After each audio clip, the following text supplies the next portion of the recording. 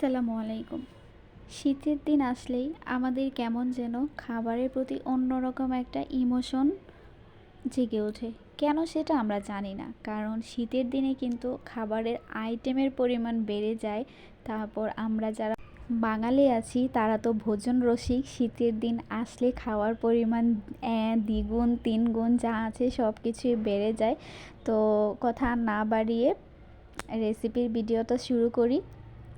তো ওই দিন সকালে আমি সবজি খিচুড়ি রান্না করেছিলাম সকালবেলা। আর শীতের সকালে ঠান্ডা দিন, তারপর যদি সকালের নাস্তায় এরকম ধোয়া ওঠা গরম গরম খিচুড়ি থাকে তাহলে তো আর কিছুই লাগবে না বাঙালির।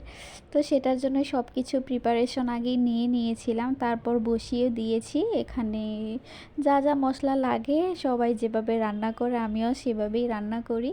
তো এই তো সব কষিয়ে নিয়েছি, এখন কষানো শেষ হয়েছে। তারপর যে সবজিগুলো কেটে রেখেছিলাম, এখানে আমি আলু দিয়েছি, ফুলকপি আর সিম দিয়েছি। আপনারা চাইলে আরও অনেক সবজি দিতে পারেন। খিচুড়িতে যত বেশি ডাল দেয়া হবে, যত বেশি সবজি দেয়া হবে তত ভালো লাগবে।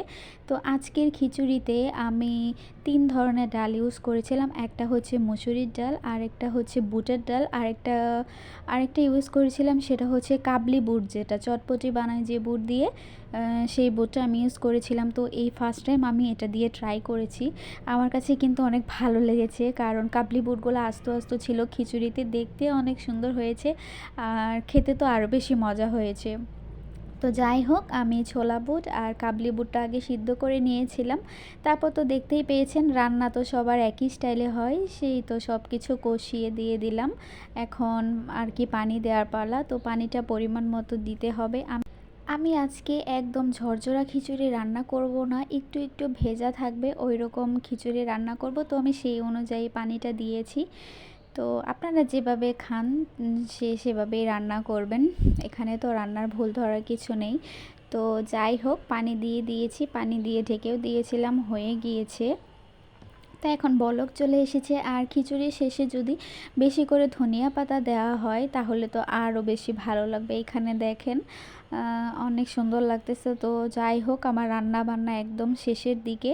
তারপর ওপর দিয়ে ধনিয়া পাতা ছড়িয়ে দিলাম, বেশি করে ধনিয়া পাতা দিয়েছি, ভালো লাগবে। আর শীতের দিনে তো শীতের সবজি সমারোহ চারদিকে।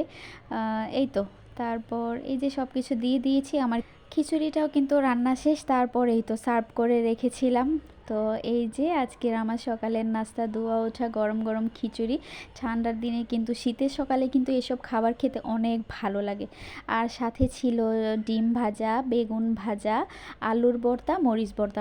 সব সময় তো আমরা মাংস দিয়ে খাই, তো আজকে একদম মাংস স্কিপ করেছি।